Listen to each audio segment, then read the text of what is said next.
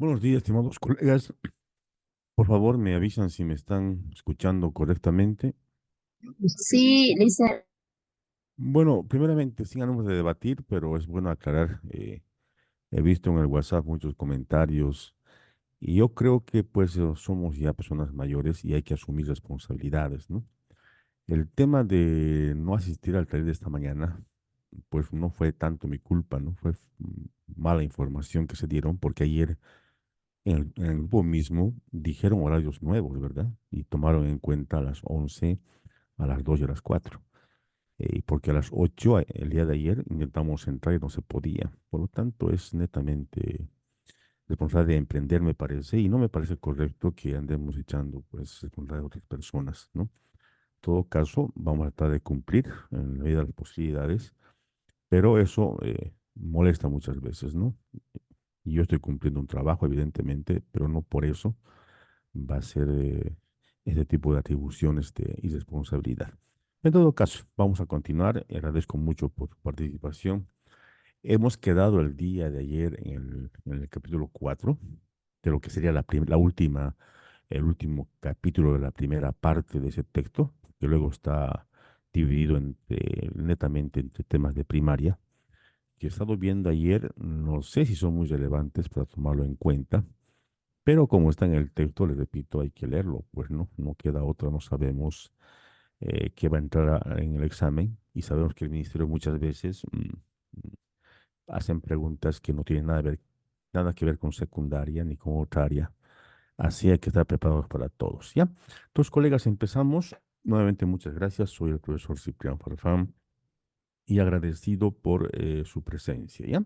Cualquier cosa, cualquier aporte, intervención, pregunta, lo pueden hacer. Y siempre la aclaración, para algunos y también para mí muchas veces esos temas no pueden ser relevantes, pero está en la bibliografía y tenemos que analizarlo, pues no queda otra. Sí, entonces dicho esto, empezamos, colegas.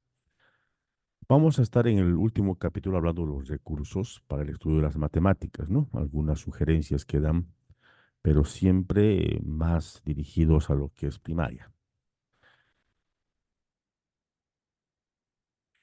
Entonces aquí lo que primeramente empieza a decir una conceptualización de qué son los recursos didácticos y cuántos tipos de recursos didácticos existe según el enfoque de este texto. Cuando aquí vemos entonces el concepto que está así tal como está en el texto, dice pues que los recursos didácticos son pues variados, ¿no? Y todos pueden ser usados de acuerdo al objetivo que tiene el maestro. Ejemplos de recursos son lo que para nosotros serían materiales y recursos en nuestra planificación. Son los libros de texto, cuadernos de ejercicio, la pizarra, lápiz, papel, calculadora. Está tomado en cuenta como un recurso, aunque hay todavía un debate sobre eso, ¿no? En nuestro medio, sobre el uso de la calculadora y la computadora. Todo esto va a ayudar siempre al estudiante en su aprendizaje y al maestro pues, en su enseñanza. Cuando son muy pequeñitos, cuando se les enseña a contar a los niños, se pueden usar recursos propios, ¿no? Dedos, las manitos, las piedras, bloques, regletas, todo lo que concierne a la parte manipulativa para que pueda ser abstraído el concepto mental de la numeración, ¿no? Juegos habituales, tales como la oca, son ya tradicionales, ¿no? Eh, Parchís, no sé, esos contextos, ruletas, dominós, dados, también pueden ayudar a comprender la idea de azar y probabilidad. También pues hay recursos más sofisticados. Haciendo análisis del libro, este libro se escribió el año 2004. Vale decir que pasaron 20 años ya desde la visión de este documento. Por lo tanto, los recursos no son pues muy actualizados, ¿no? Aquí todavía se sigue hablando de los videos, ¿no? Como algo central en la educación, cosa que eso ya ha pasado pues casi a la historia, ¿no? Pero estamos tomando en cuenta el tema de programas didácticos, programas educativos en video y también en el ordenador, ¿no? Que sería la computadora. Pero en todo caso, nos quedamos entonces con esta parte, ¿no? De que la posibilidad de recursos didácticos en nuestro medio son pues variados, muchos. Cualquiera puede tomarlo como en cuenta como recurso, si se lo direcciona a la consecución de un objetivo, ¿no? Entonces, también haciendo una relación, lo mismo nos dice, ¿no? La ley 070, el modelo educativo, podemos tomar materiales, recursos de analogía, de comparación, o también de la vida, dice, ¿no? Que puede ser cualquier recurso que el maestro pueda adaptarlo bien ante el objetivo de una educación. Entonces, dice que hay dos tipos de recursos que manifiesta este libro. Voy a sacar el extracto del libro. Dice que hay unos que se llaman ayudas al estudio y otros que son los materiales manipulativos.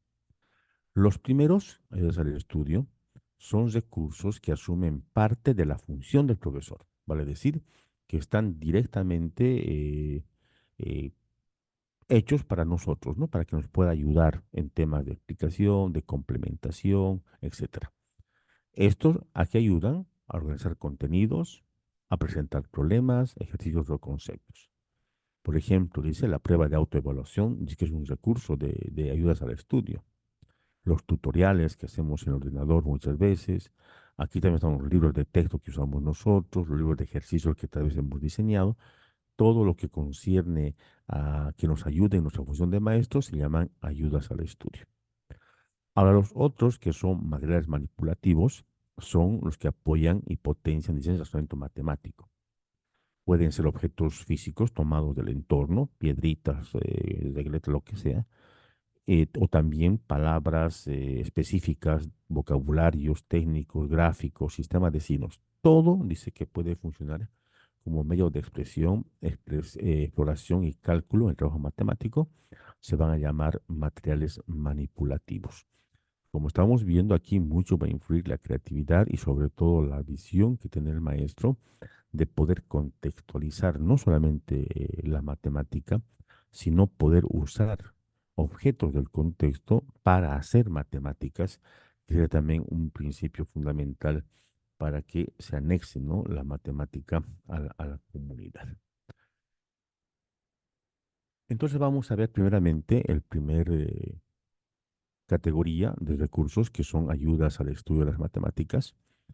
Estos van a estar dados por dos factores, uno que son los libros de texto y apuntes, que este es el más principal, y las tareas matemáticas y situaciones didácticas entendidas como recurso. Vamos con los libros de texto y apunte, ¿no? Sabemos nosotros por siempre, hasta ahora, ¿no? Siempre los textos del ministerio, que los textos de una editorial, a veces hacemos textos nosotros mismos, por lo tanto se puede tomar al texto como el recurso didáctico más común, pues, en la enseñanza, ¿no?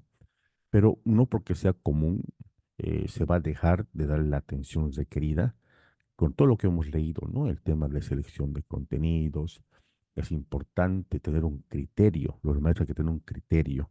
Muchas veces, y nos hacemos guiar por el precio, muchas veces nos hacemos guiar por los colores, por la calidad, y cuando vienen a ofrecernos textos o queremos con un texto, ojeamos solamente, ¿no? Pero no hacemos un análisis correcto. Entonces dice que tener criterio para elegir lo que se ha de recomendar a los estudiantes como texto de ayuda, de referencia, ¿no? Porque ellos van a usar ese texto y muchas veces los textos nos han problematizado en vez de ayudarnos, ¿no? O ha habido situaciones, hasta en los textos del ministerio, que vienen con errores. Por lo tanto, hay que tener mucho criterio para poder elegir los textos.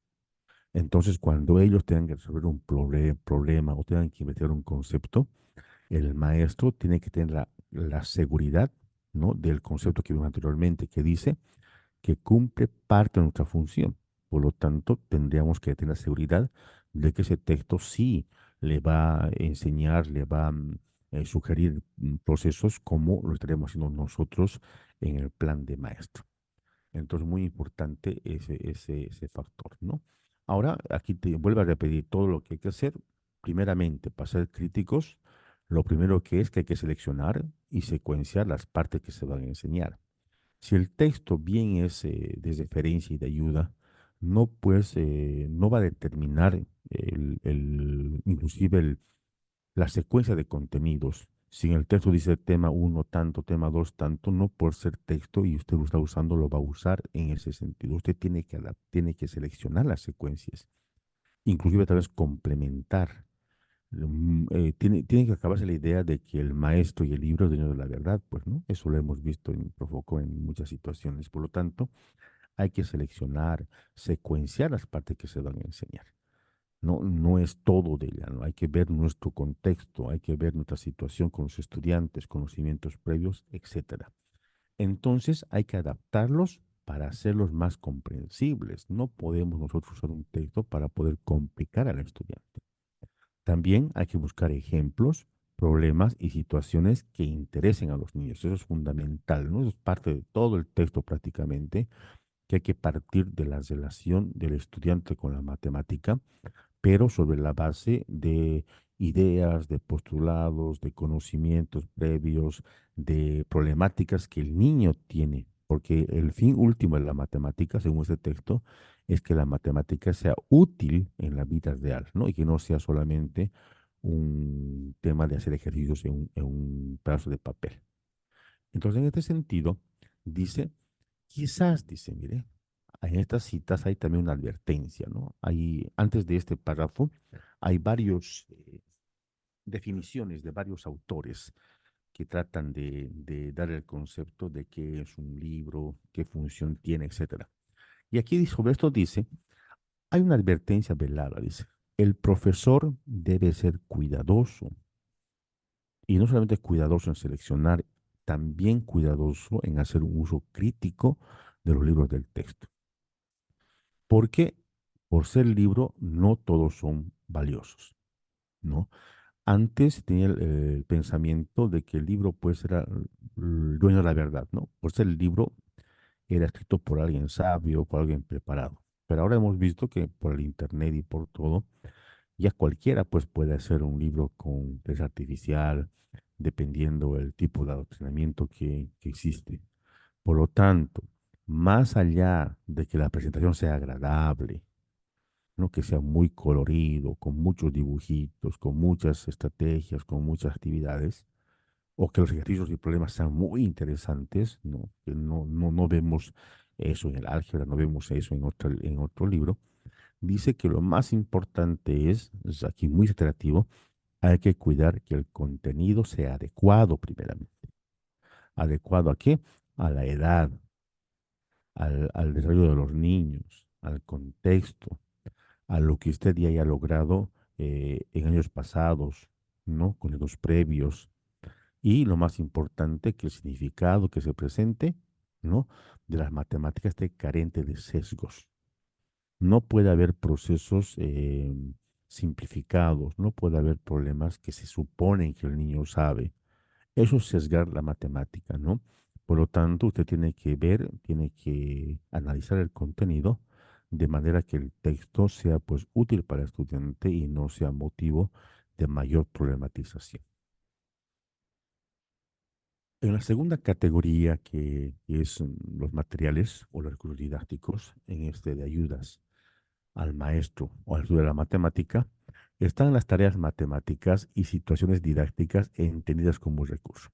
Es muy importante analizar estas palabras, ¿no? En todo caso, no todas las tareas van a ser un recurso didáctico.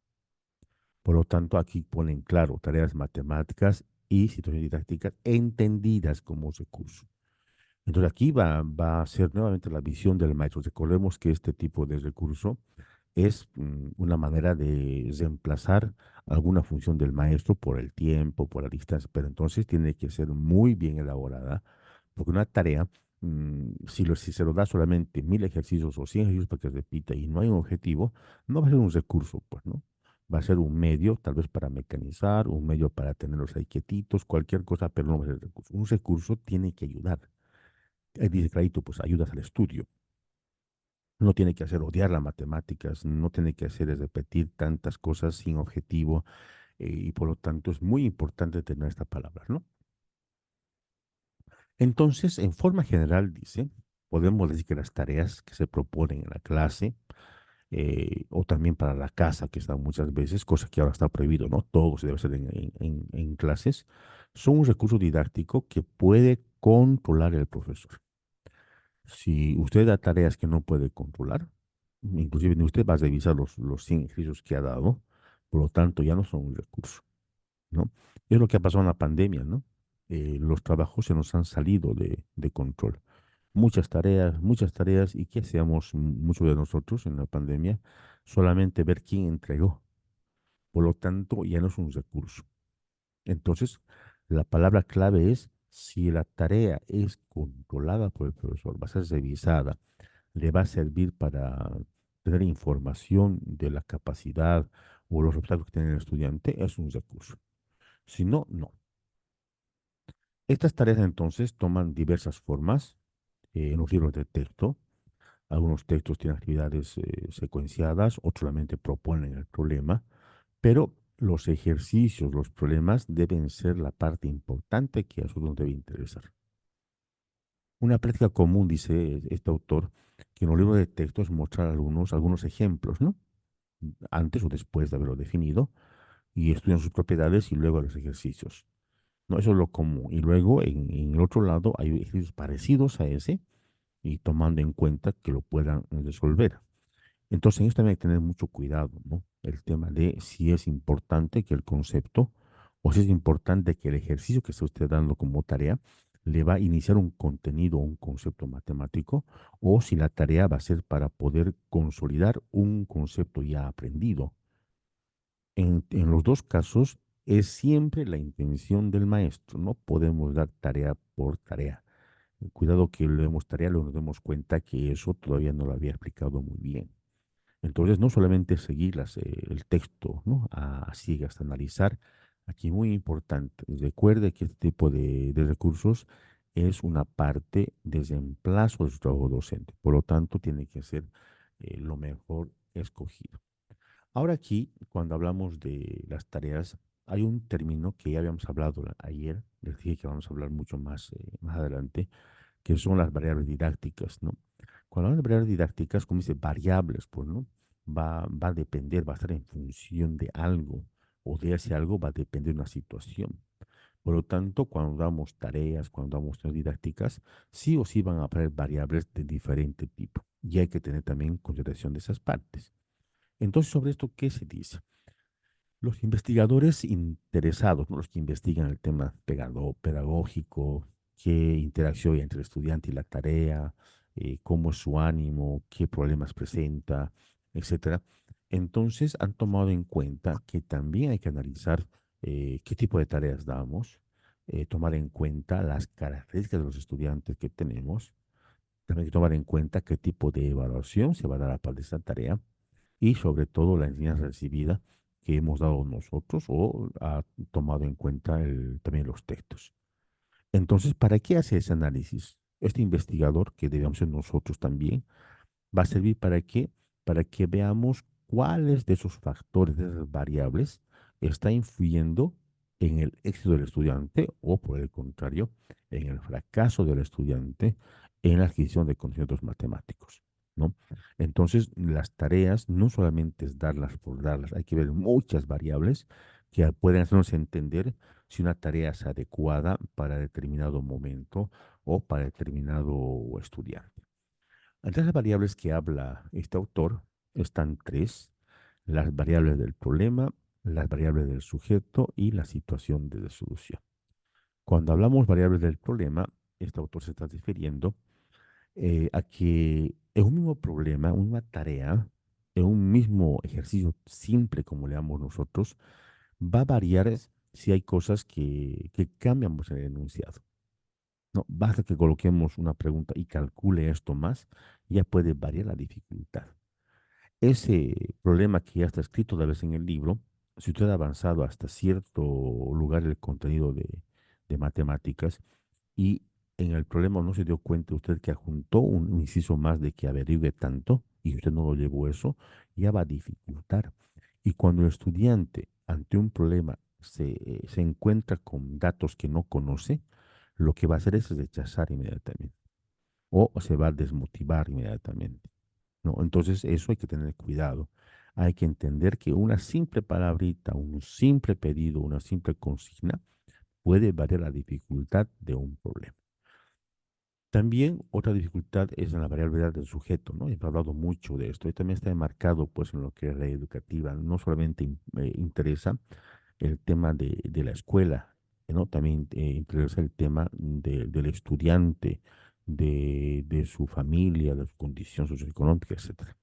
Por lo tanto, dice que los estudiantes tienen diversas capacidades, tienen diversos intereses, tienen actitudes también que son diferentes y tienen historias diferentes, ¿no? Su familia, su contexto, su situación económica, entonces tienen su historia diferente. Por lo tanto, es muy importante aquí tomar en cuenta también las circunstancias sociales y familiares que también pueden influir en el éxito o fracaso del estudiante. Entonces, en este sentido, las tareas, ¿qué tienen que ver con esto? Las tareas tienen que ser contextualizadas, ¿no? Yo no puedo pedir tareas que estén exclusivamente hechas, por ejemplo, en una computadora, que usen GeoGebra, que usen Cabri. Si yo sé que la mayoría de los estudiantes apenas tienen, pues, para el día para comer y no van a tener una computadora en casa. Entonces, situaciones son importantes para tomar en cuenta en el tema de las tareas, ¿no? Las tareas, evidentemente, algunas van a pedir algunos recursos importantes y nosotros tenemos que adaptarlas, contextualizarlas para que la variable social no sea pues el que al final imponga el fracaso o el éxito de un estudiante.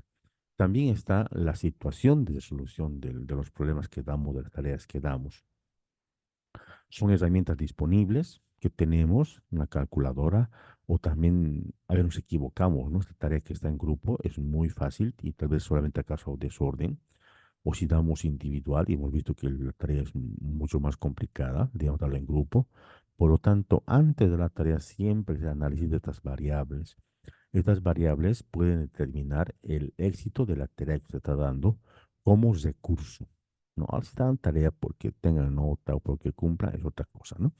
Pero cuando tomamos como recurso, estamos entendiendo que esa tarea va a ir a fortalecer el trabajo que estamos haciendo nosotros como maestros.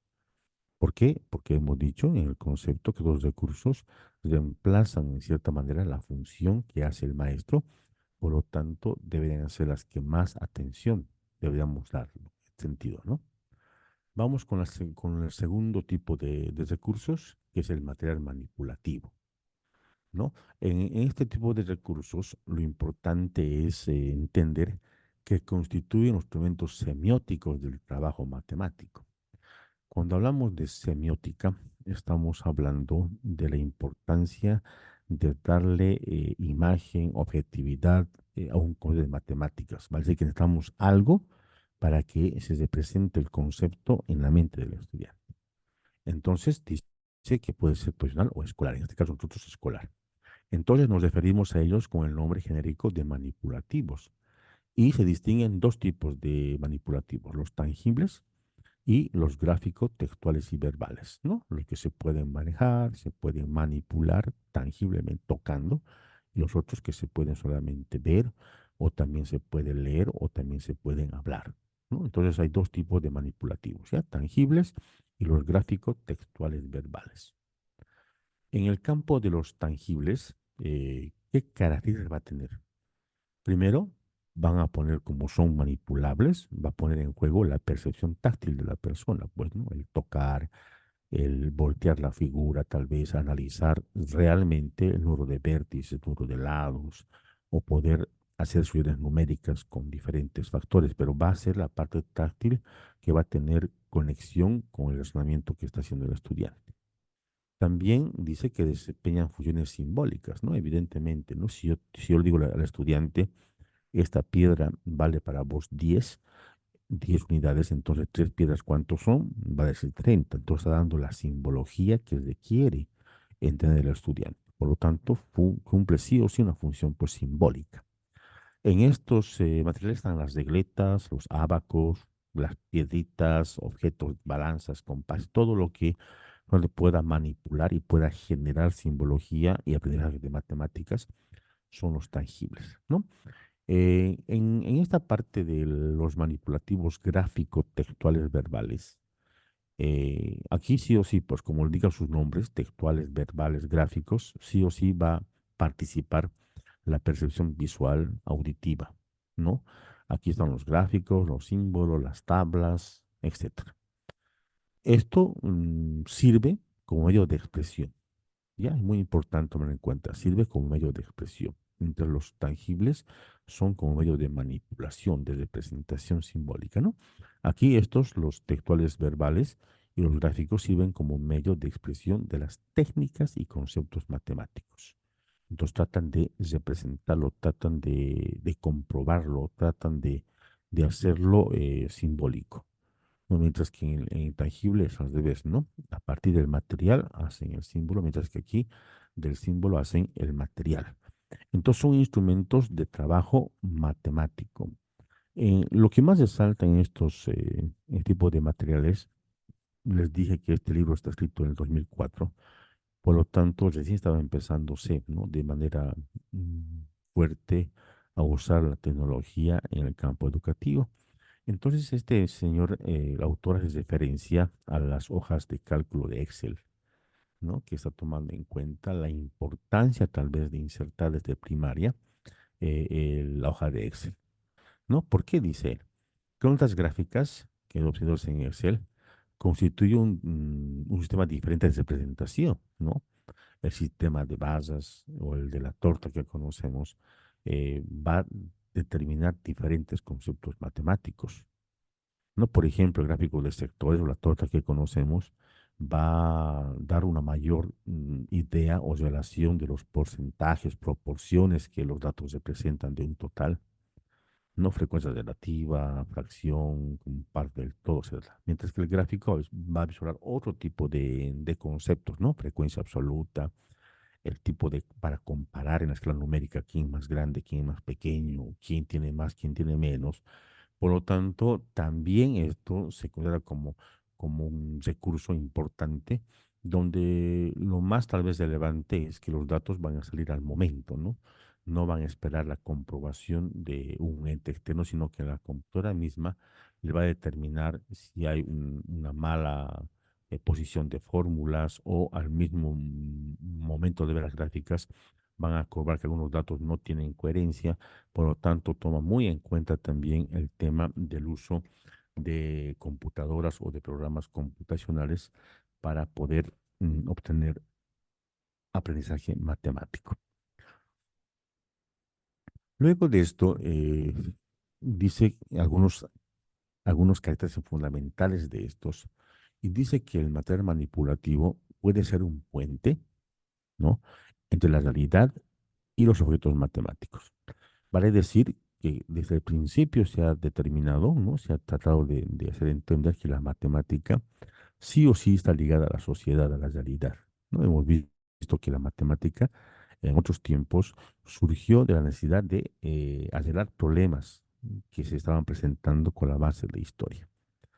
Tal vez eso ha ido quedando muy poco establecido en la actualidad porque ya pues todo lo tenemos a mano. Pareciera que no hay nada más que inventar, no hay nada más que predecir o calcular. Pero dice que esto, el tema de manipulativo, tiene que preparar a los estudiantes para eso, ¿no? Para que ellos entiendan nuevamente que la matemática está muy ligada a la realidad. Entonces, ese aspecto dice que ellos van a hacerlo de la siguiente manera, que hay un tipo de secuencia didáctica donde se va a ver dónde pueden o cómo deben hacer el tipo de uso de este material. Entonces, la construcción de modelos matemáticos, que es muy importante, el modelaje o la modelización que dice en el currículo base, está relacionado siempre con la comparación con la realidad. Ahora, nosotros debemos perfeccionar el tema de modelización de los estudiantes. Por lo tanto, en la resolución de los problemas matemáticos también tienen que intervenir este tipo de relaciones. Por lo tanto, si usted solamente se relaciona con cuestiones prácticas, está bien, pero también tendría que estar anexado a la parte de la teoría, ¿no? Muchas veces vamos a extremos, ¿no? A veces nos enfocamos mucho en la parte conceptual, procesual de la matemática y a veces mucho lo tenemos en la parte solamente de aplicación. Entonces, muy importante tomar en cuenta para el equilibrio estos cinco aspectos, dice, ¿no? Primeramente, para hacer un modelo, el estudiante tiene que aprender a observar la realidad y también el maestro. Segundo paso, tiene que describir esa realidad, pero en forma simplificada. No los datos más importantes, en la capacidad de sacar los datos más importantes que está viendo. Y luego se construye el modelo y luego recién en el paso 4 se hace el trabajo matemático con el modelo. Lo que nosotros hemos aprendido muchas veces es que no hacemos observación, queremos todo ahí en la pizarra o en un dibujo en la computadora y queremos hacer solamente trabajo matemático. Pero aquí me dice que no va a haber modelaje ni modelación de la realidad, o lo que se llama en nuestro modelo la matematización de la realidad, sin estos pasos importantes, ¿no? Que el niño sepa observar, que sepa simplificar esa realidad, que se sepa sacar los datos más relevantes para construir un modelo, y luego recién sería la parte matemática, para que al final luego podamos comprobar que esos resultados que he encontrado con problemas matemáticos es coherente con lo que hemos querido descubrir. Entonces aquí da el texto, da una situación, un ejemplo de cómo se puede matematizar o cómo se puede sacar modelos de la realidad, ¿ya? Primeramente, entonces, el primer paso es observación de la realidad. Entonces, para esto, en este texto hace el siguiente análisis, ¿no? Hay el ejemplo de que una persona quiere estimar o quiere calcular el tiempo que espera cada día en la parada de su autobús.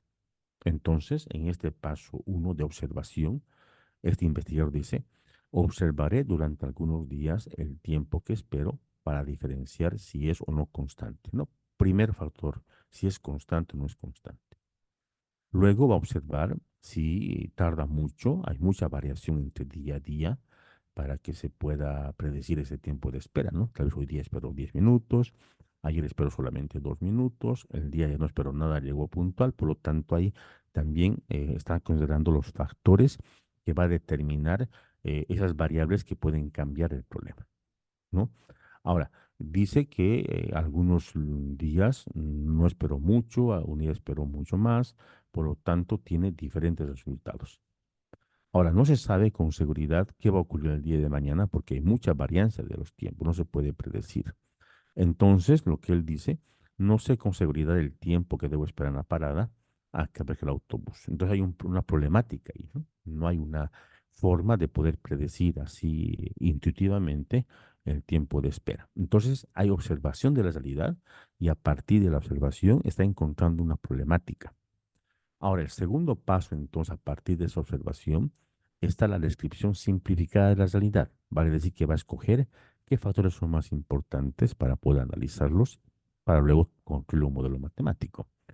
Entonces, a partir de esto, él acepta, ¿no?, que hay mucha varianza, hay aleatoriedad de la situación, hay días que más se espera, hay días que poco se espera, hay días que no se espera.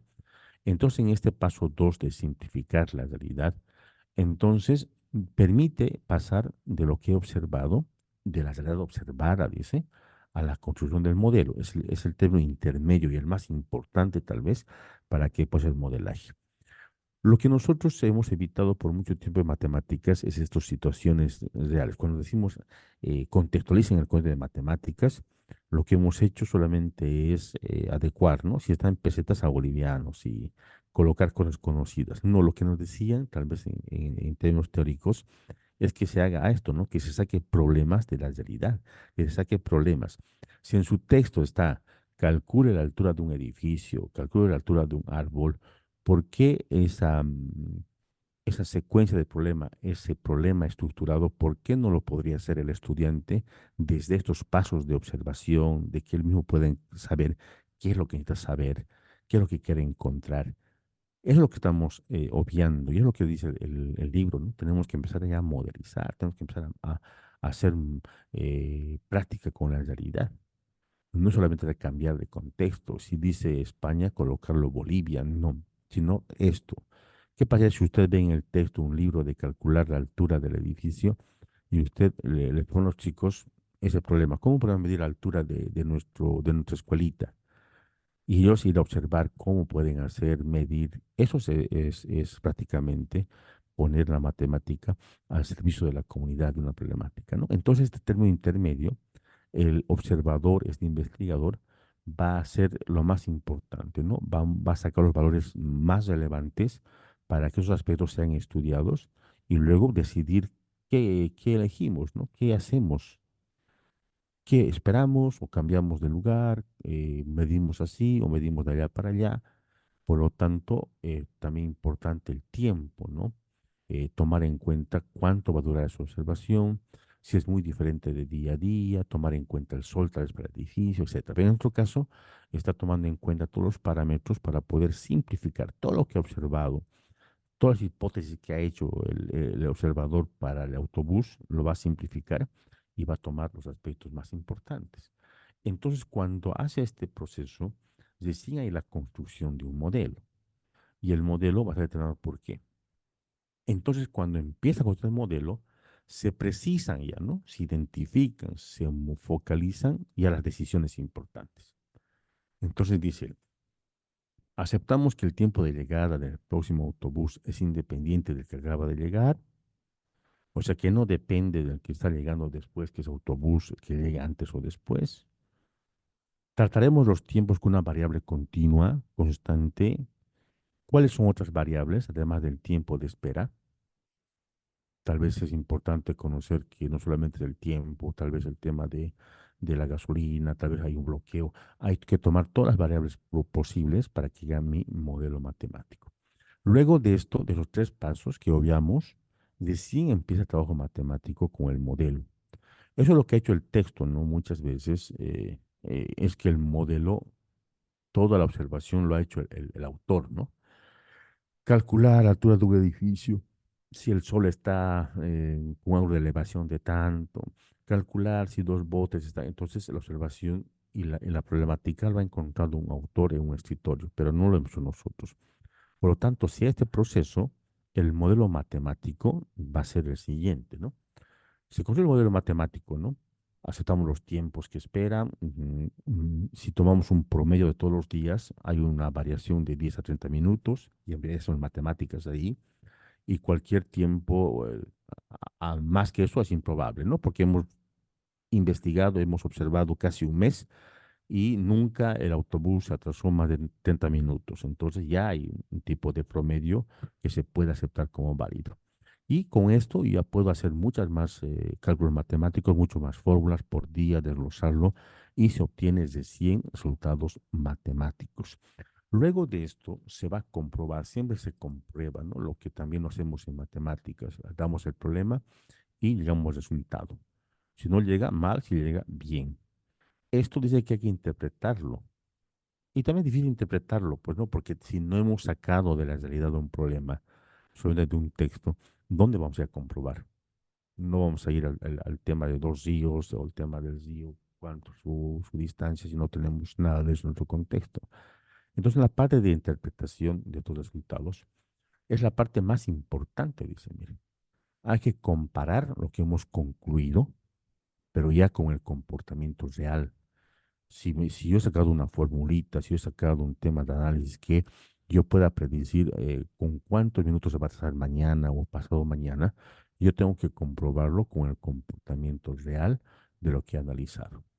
Entonces, el modelo matemático, si cumple, se escoge como bueno, y si no, se vuelve a hacer el análisis y encontrar las otras variables que no hemos tomado otra vez en cuenta. Por lo tanto, el modelo matemático que va a servir es el que va a proporcionar una buena descripción de la realidad. Entonces aquí no importa el resultado, ¿no? Importa si eso está cumpliéndose o está describiendo correctamente la realidad. Es el tema importante de la matemática, ¿no? Y con lo que decíamos con el agua del pantano, ¿no? ¿De qué sirve que yo sepa cuántos litros de agua existe en un pantano? Necesito de verdad la cantidad exacta, o necesito saber el aproximado, y lo más importante es determinar qué pasaría si sube el nivel de ese pantano, o qué pasaría si baja el nivel de ese pantano. Entonces tenemos que siempre adecuarlo a la realidad. Si hay algún aporte, algún comentario, colegas, puede intervenir, ¿ya? Pues continuamos. Luego de esto ya va hablando ya más en forma general de la utilidad del material tangible en esta actividad de la modelización, ¿no? O del modelo matemático. ¿Por qué es importante? ¿Por qué vas a tomar en cuenta el tema de manera tangible para esto de la modelización? Dice que algunas veces la parte formal del modelo matemático, va a decir el 3 y el 4, que es el tema de y hacer modelo y hacer cálculos matemáticos, a veces dice que es demasiado abstracta pues para los estudiantes. Entonces dice, si los niños son chiquitos, recordemos que este texto es para primaria, entonces podemos iniciar ya el proceso de modelaje, de que los niños entiendan que es importante partir de la realidad, aunque el tema del ejercicio no esté establecido. Entonces sería bueno, dice, que el maestro por lo menos empiece a realizar los pasos uno, 2 y 5, ¿no? Entonces, muy importante es la observación del tema de la realidad. Y también lo dice nuestro modelo, por eso partimos de la práctica, pues no, no es por nada, sino que a veces no damos la importancia requerida en el tema de la visión de la práctica. Entonces, así como aquí al menos intuitivamente, al menos queremos que tengan intuición, alguna comprensión de lo que es el modelo matemático o la posibilidad de matematizar la realidad sobre alguna propiedad, alguna operación que ya conozcamos. Pero siempre aconseja que empecemos siempre todo proceso, por lo menos haciendo estos tres pasos, ¿no? El uno, el 2 y el 5, que si vamos atrás son estas, ¿no? Observar la realidad, para que el niño entienda que la matemática le puede servir para alguna situación problemática. Luego de eso tiene que aprender a simplificar la realidad, a sacar los datos más relevantes, a tener las variables que pueden ser analizadas o cuáles no, para luego interpretar, ¿no? Si la matemática me va a servir para eso o no me va a servir. Aunque estos dos partes implican mucha abstracción, va a depender de la edad. En secundaria ya se puede hacer los pasos completos, pero en primaria dice que hay que tener en cuenta. Pero hay que iniciar este proceso de trabajo, ¿no? Y aquí me olvidaba algo importante, ¿no? En el paso 3 y 4. Dice que todos los pasos son importantes, todos, ¿no? Pero en la clase de matemática, nosotros, hasta la lección que decíamos, a veces nos apresuramos, ¿no? Y solamente queremos los tres, el tres y el cuarto paso queremos hacer. Y es verdad, ¿no? No hemos ido nosotros afuera a un patio o a un mercado y ahí encontrar la problemática. No, nos hemos quedado en el aula y hemos, ejercicio número 5 ahí habla igual del mercado y hemos preferido estar ahí con ese texto y solamente hemos querido encontrar el problema en un lápiz con papel, resultados también, ¿no? Entonces, esto, cuando el maestro impide, ¿no? O no planifica hacer los pasos uno, 2 y 5, que es el contacto con la realidad, entonces está impidiendo al estudiante que aprecie la relación que existe en las matemáticas con la realidad. Y ahí está el meollo del problema, pues, de todo este texto, ¿no? Por eso las matemáticas a veces resultan inservibles para algunos estudiantes. ¿Para qué me va a servir esto? O no encuentran alguna relación con algún área que ellos necesiten estudiar. Por lo tanto, la aplicabilidad y las limitaciones de la matemática van a ser más fortalecidas negativamente, evidentemente, por el tema de no hacer modelos matemáticos, de no empezar a hacer entender que la matemática pues está en servicio de la realidad, está anexado a la realidad, es parte de la realidad desde su génesis, ¿no? Como hemos visto en el primer capítulo. Entonces, muy importante este tema, ¿no? Ahora vamos a ver algunos conceptos que no hay manera de resumirlos, aquí que hemos tratado de simplificarlos solamente para que entendamos esto, ¿no? Entonces dice, no siempre llegamos a la parte de formación matemática, ¿sí? Muchas veces nos cuesta, frente a niños, ¿no? Pero en todos los casos hemos comenzado una actividad de modelización, es lo más importante, que será diferente según el material utilizado. Entonces nosotros, inclusive para escoger el material que vamos a usar con nuestros niños, nuestros estudiantes, necesitamos pues el problema real. No podemos suponer, ¿no?, una situación y suponer que ese material nos va a servir para alguna situación. Lo que estamos haciendo solamente es repetición de procesos. El estudiante va a imitar y, le repito, solamente le va a importar llegar al resultado y no le va a importar si está bien, si está justificado, si está argumentado la respuesta y el uso de esos materiales. Entonces, para interpretar los caracteres detenidos en la modelización, podemos situar el dominio pseudo concreto, ¿no? No es concreto, pseudo concreto, con el que podemos trabajar con los estudiantes por medio del material. Entonces, cuando el estudiante hace el dominio pseudo concreto, que empieza la modelización pero no logra concretarlo, entonces el alumno ya ha salido de la realidad, ¿no? Y trabaja con una situación. Entonces, la parte abstracta idealizada permite concretar recién el significado del concepto y símbolos característicos de la parte teórica. Me explico mejor. Cuando el estudiante no practica el tema de observar la realidad, interpretar la realidad, no va a llegar a un sentido concreto. No, solamente un sentido procesual porque va a servir para hacer paso uno, paso dos, paso tres. Pero cuando el estudiante empieza a modelar y hay un intento de hacer opciones concretas, significativas, porque ya ha salido a ver la realidad del estudiante. Por lo tanto, trabaja con situaciones que él ha visto. Por lo tanto, lo que ha visto ya lo va a convertir en un símbolo mental. Por lo tanto, el tema de sumar, de restar, de multiplicar, toda operación matemática, ya lo va a relacionar con lo que ha visto. Por lo tanto, dice, incluso va a prescindir de algunos símbolos y representaciones formales, ¿no? Ya no van a tener necesidad de hacer muchas cosas, de manipular muchas cosas, porque ya ha hecho esto en formas real. Por lo tanto, es importante tomar en cuenta también la edad de los estudiantes, pero en todo caso siempre va a fortalecer el tema del material tangible y la modelización para la comprensión de matemáticas, ¿no? Aquí tenemos un ejemplo que está en el texto también. Supongamos que planteamos a unos alumnos de primaria la tarea de encontrar cuál de todos los rectángulos de perímetro dado tiene un área máxima y posteriormente cuál de todos los polígonos regulares de perímetro dado tiene un área máxima, ¿no? Entonces nos da los rectángulos y luego nos da polígonos regulares, pero siempre nos piden el perímetro para que den un área máxima. Entonces el estudio formal podría no estar a su alcance, ¿no? Por ejemplo, el tema de que sepan funciones o que sepan derivadas, límites o cualquier tipo de convenio teórico que le ayude a esto, no va a estar en primaria, evidentemente, ¿no? Entonces, muchas veces el estudio formal, los conocimientos, no va a ser el inicio de una actividad. ¿Por qué? Dice, porque sin embargo, dice, podemos proporcionar a los alumnos algunos materiales concretos que les permitan explorar el problema y llegar a una conjetura. Por ejemplo, dice, una hoja de papel cuadriculado. Podrían tratar el primer problema en forma aproximada, ¿no? Tal vez lo puedan doblar en forma rectangular y puedan calcular cómo puede ser el perímetro, cuánto de lado tiene que medir, etcétera, ¿no?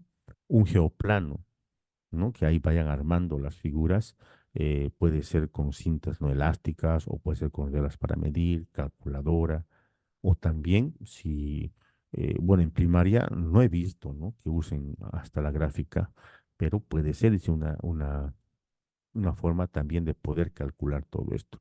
Los microordenadores, los programas computacionales, que solamente manipulando van a poder llegar a aproximaciones, no sin necesidad del conocimiento formal.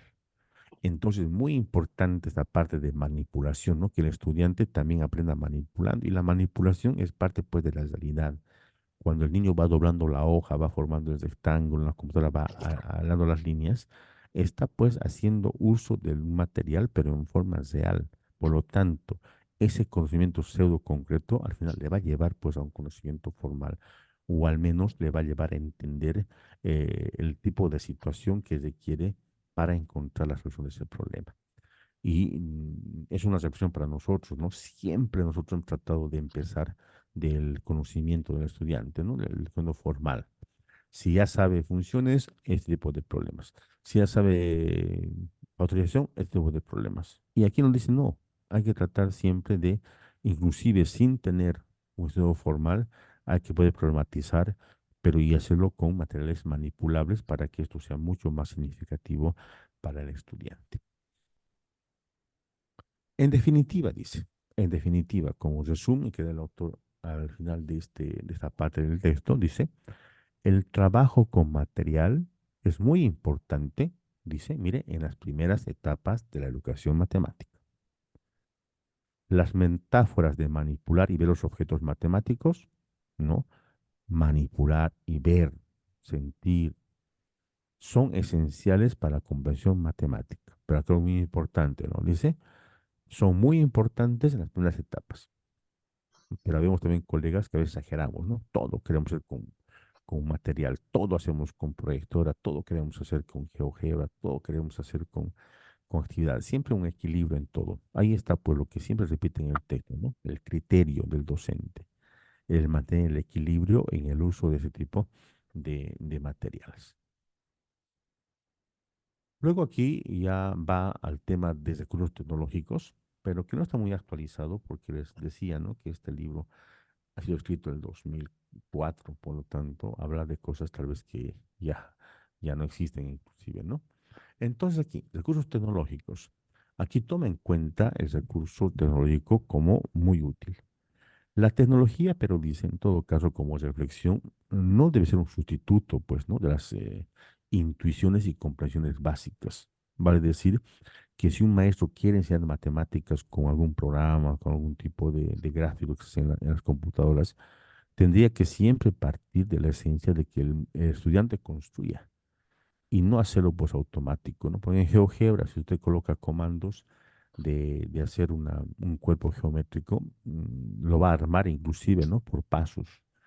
Entonces, esa situación está quitando ya la parte pues de intuición y comprensión básica, ¿no?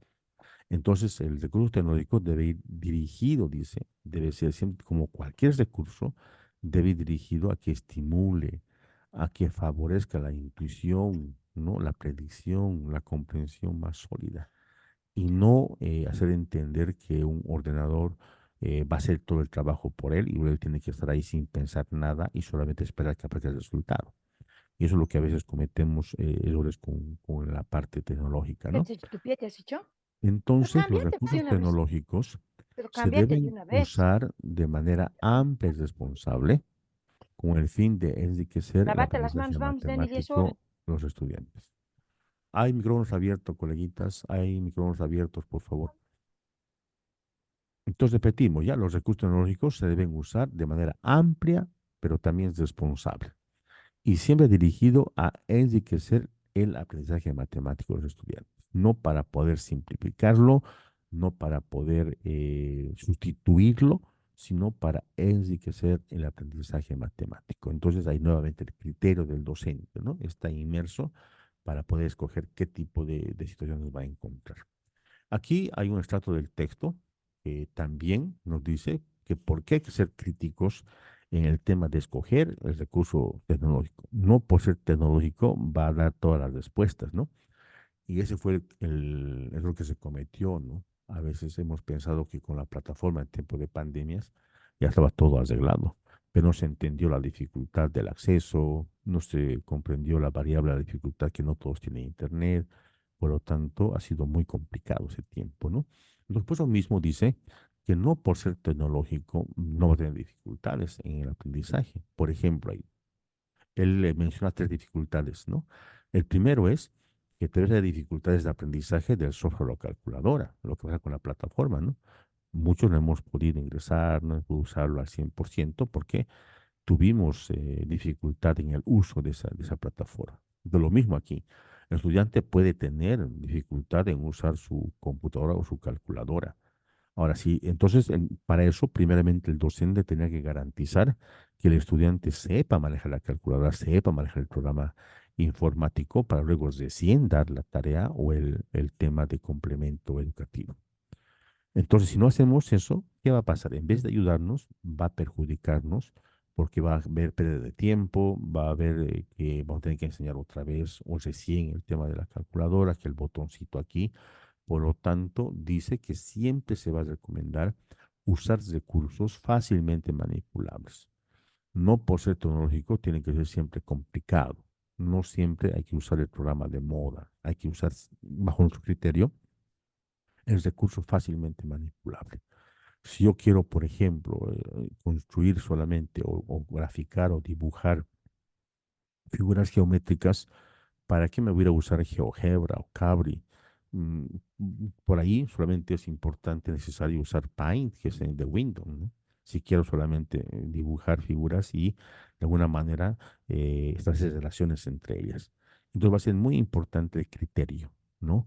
Que no añadan complejidad innecesaria, dice, que no añadan complejidad innecesaria a la actividad matemática.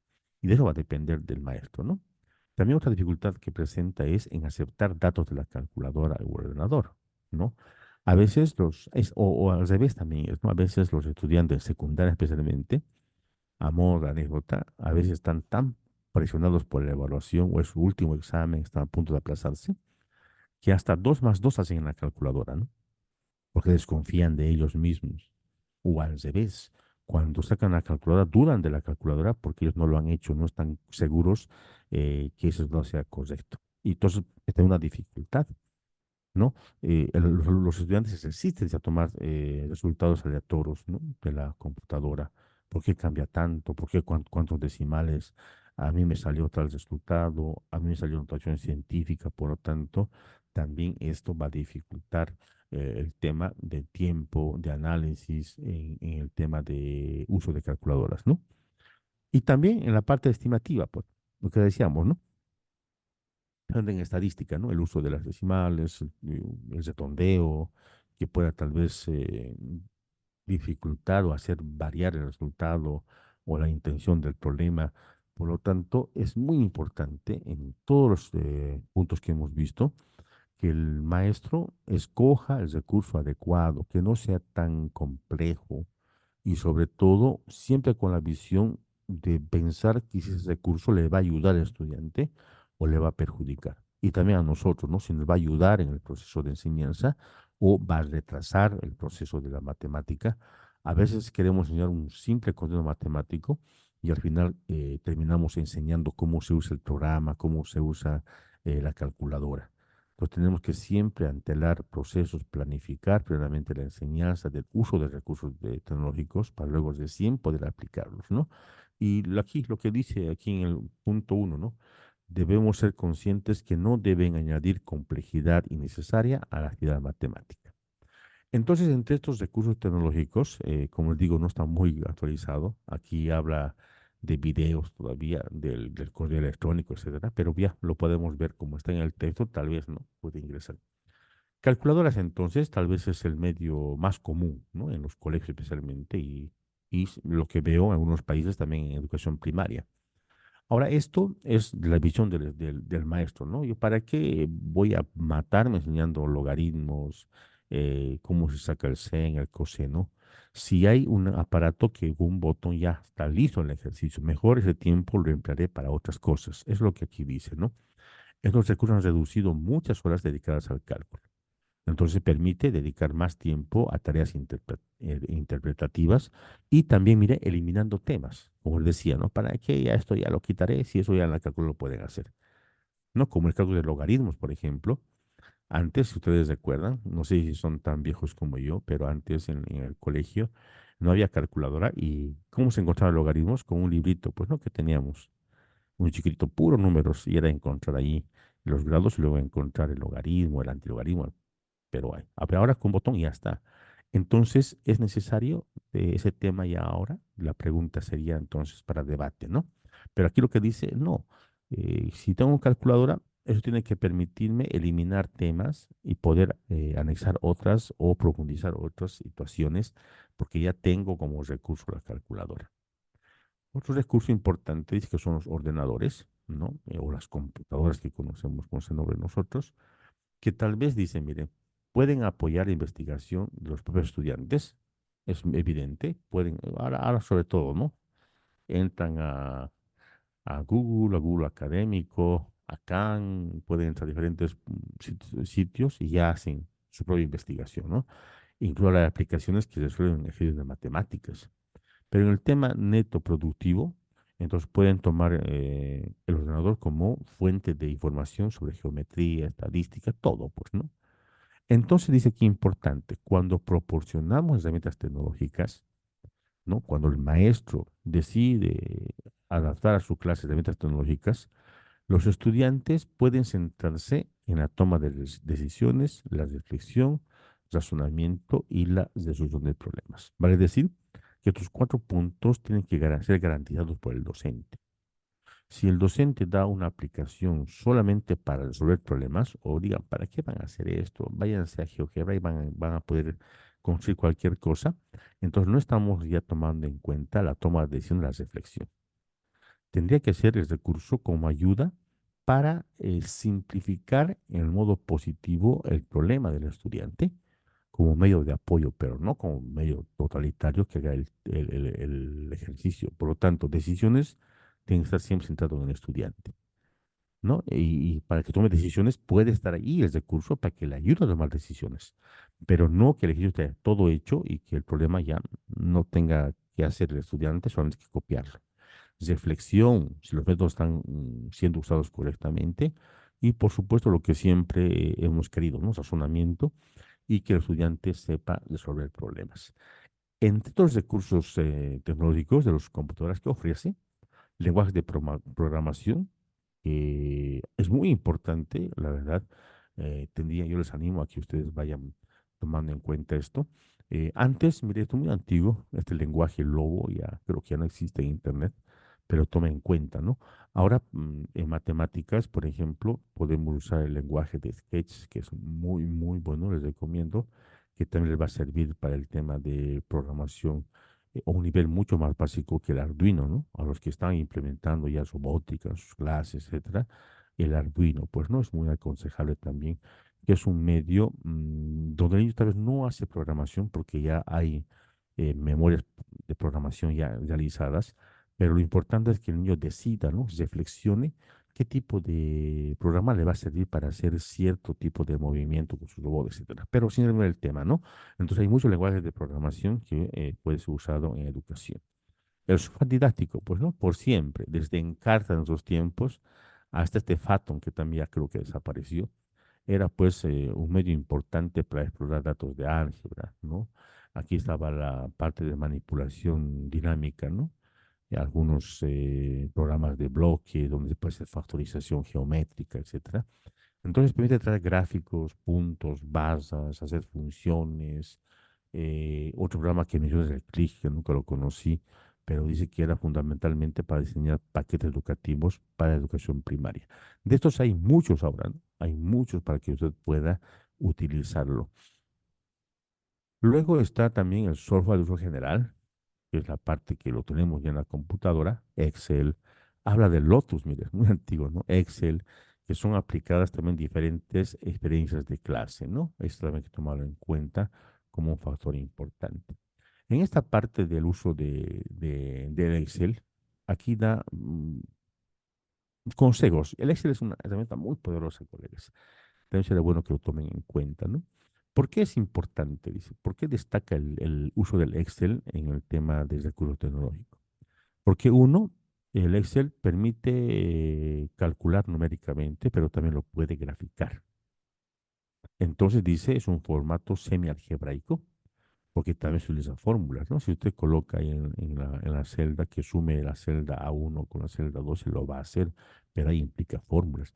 Y esa creación de fórmulas es pues netamente, o lo que decimos en todo el texto, ¿no? Que está usando el concepto matemático, el símbolo matemático, para poder complementarlo, relacionarlo con la realidad de lo que él quiere que haga la computadora.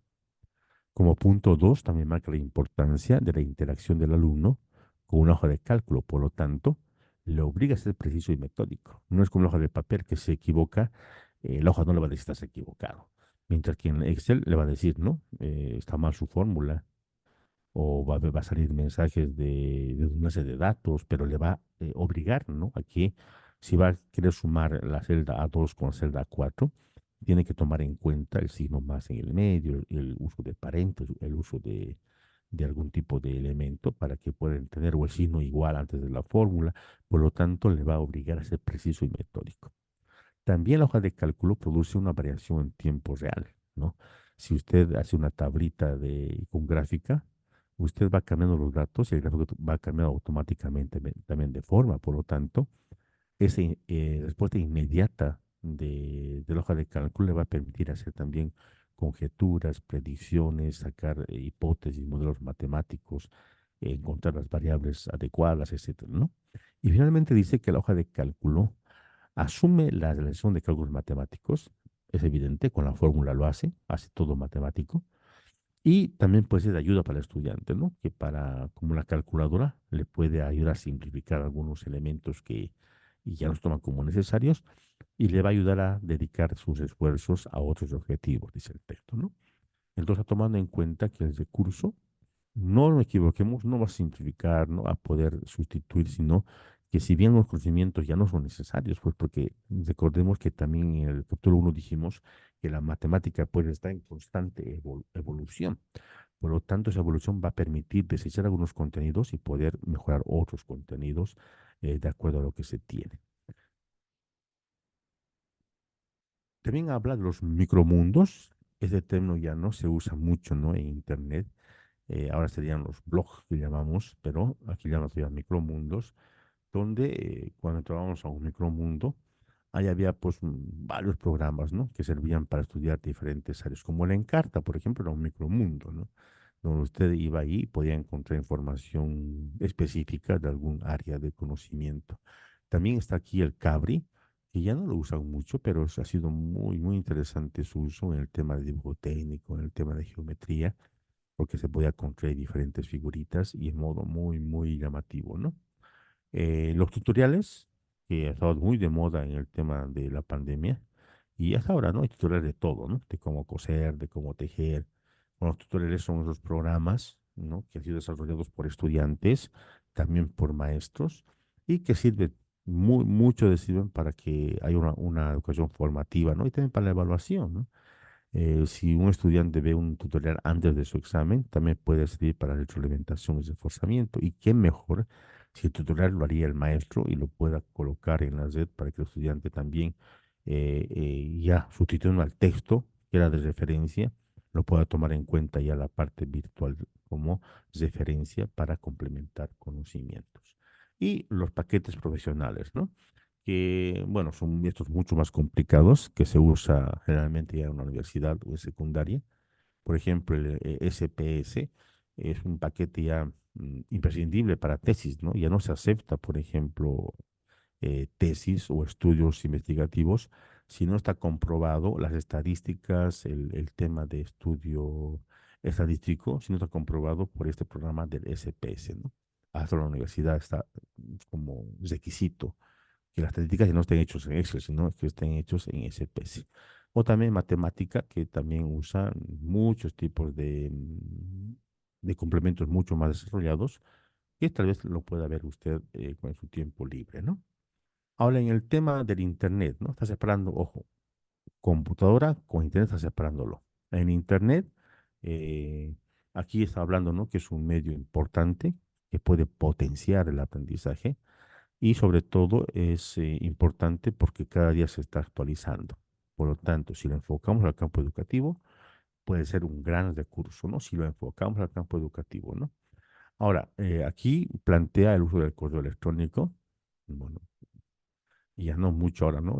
Ahora no hace falta para que mandemos mensajes, está el WhatsApp, está el tema tal vez en el tema de Google mismo, a sincronizar los contactos con el tema de páginas que sean de trabajo común, etcétera, ¿no? Pero aquí dice que antes la tutoría se daba, ¿no?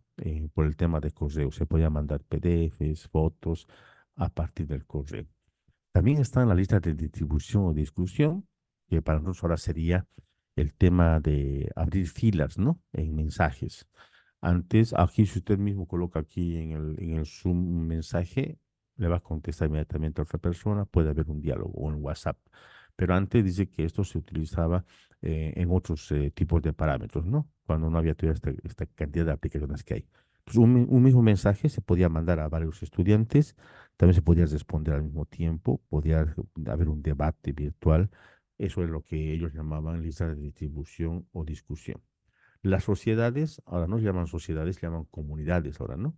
Donde usted va a buscar comunidad de matemáticas y ahí van a aparecer diferentes grupos de diferentes países, donde puede unirse y ahí va a encontrar mucho material, mucha investigación, ejercicios que se puedan resolver, poder buscar algún tipo de ayuda. Entonces, tipos de comunidades son variadas, no solamente de matemáticas, ¿no? De cualquier tipo de tema se han creado ya estas sociedades o las comunidades que llamamos. Las revistas y boletines, ahora sí, en este tiempo, son un recurso muy útil y ya se ha dejado de el texto físico, ¿no? Y ahora se ha ido al tema de las revistas indexadas que llamamos, ¿no? Y esto es recurrente, esto es muy útil, esto es necesario inclusive ya en la universidad para poder hacer tesis, ¿no?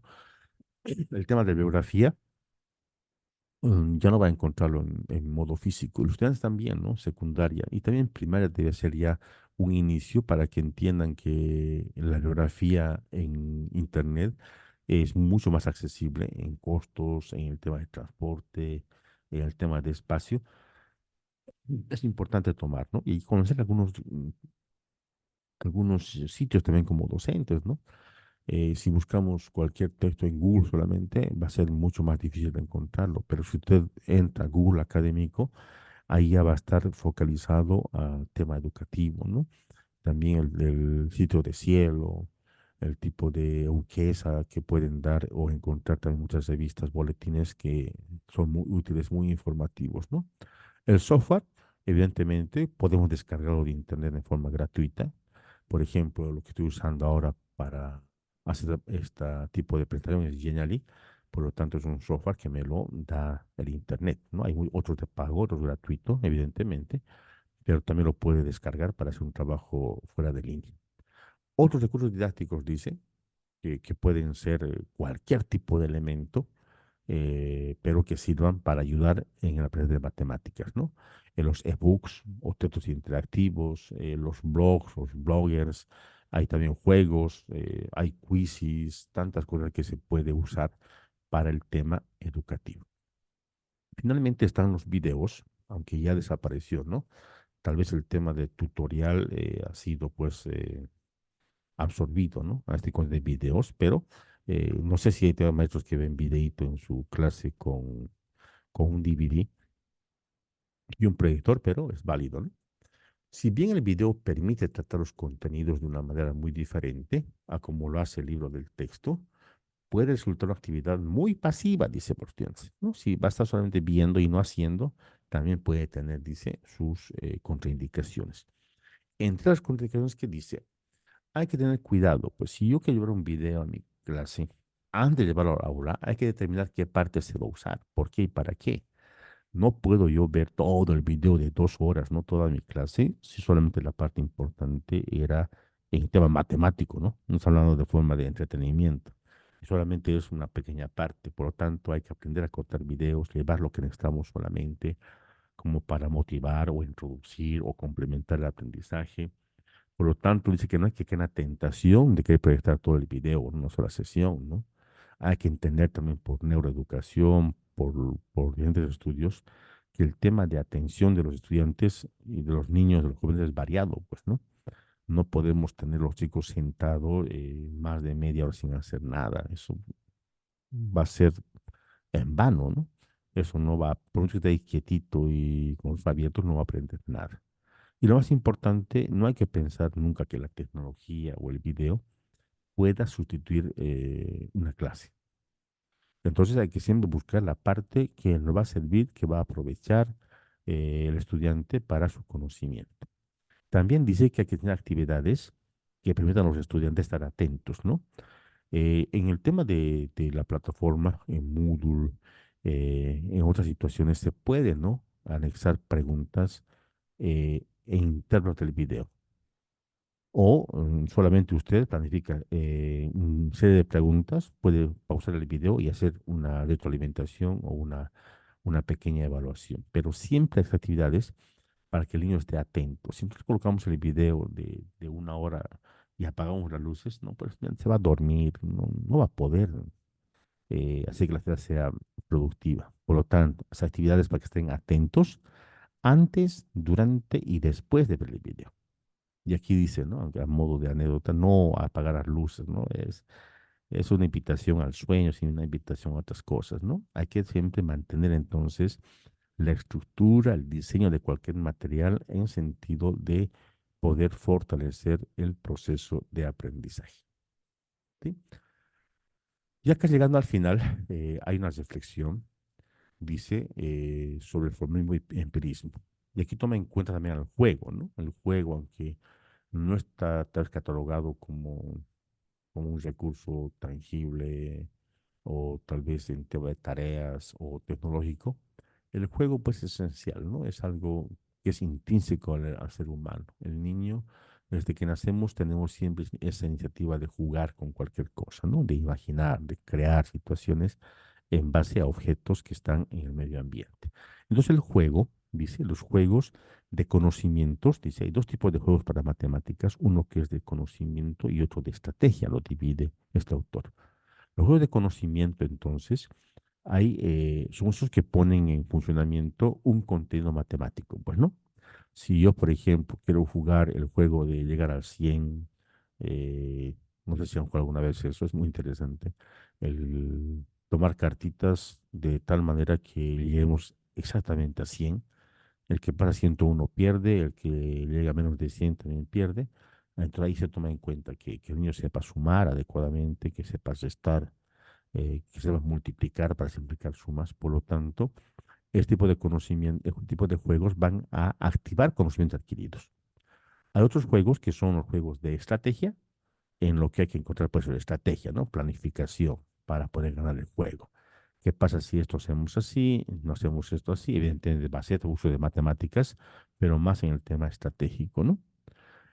Luego, para acabar este capítulo, hace una reflexión de cómo poder hacer un equilibrio entre los dos parámetros de uso de recursos, ¿no?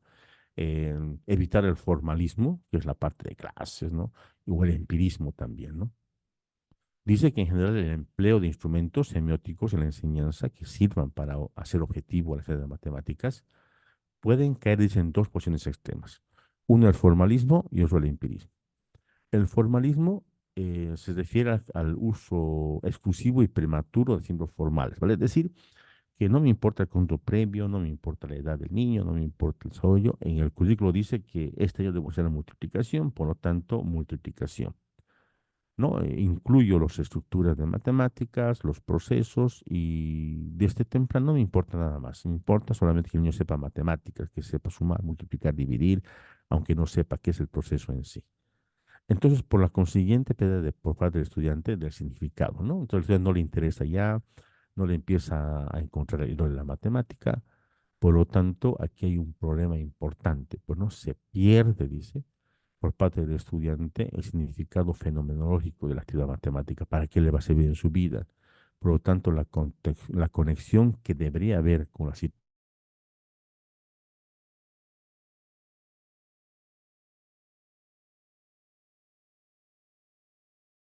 nada más.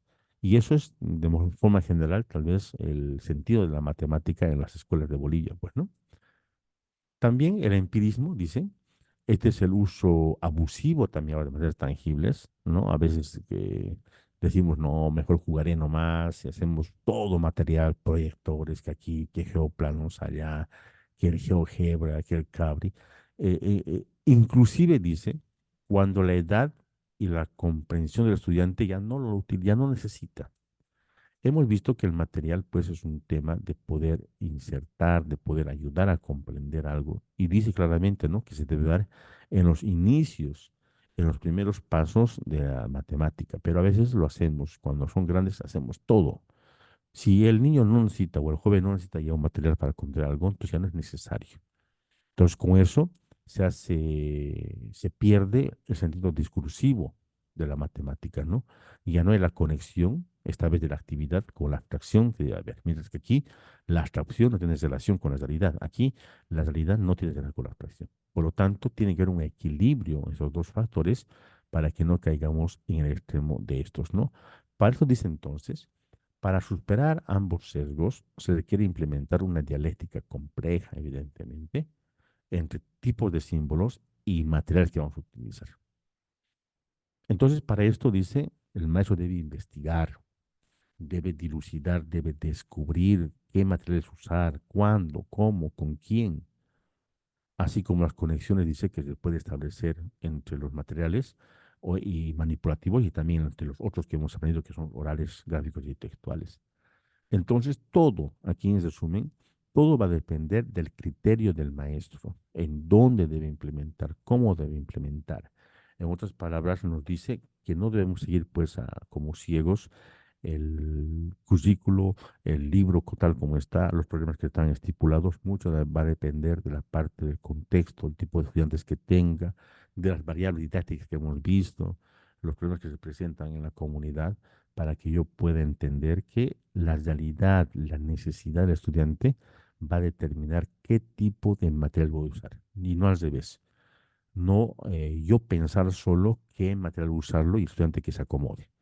Eso ya no es matemáticas, ¿no? Siempre la necesidad del estudiante, la realidad, la problemática, es la que tendría que determinar qué tipo de estrategias voy a usar para que la matemática esté unida, ¿no? Al servicio de la sociedad.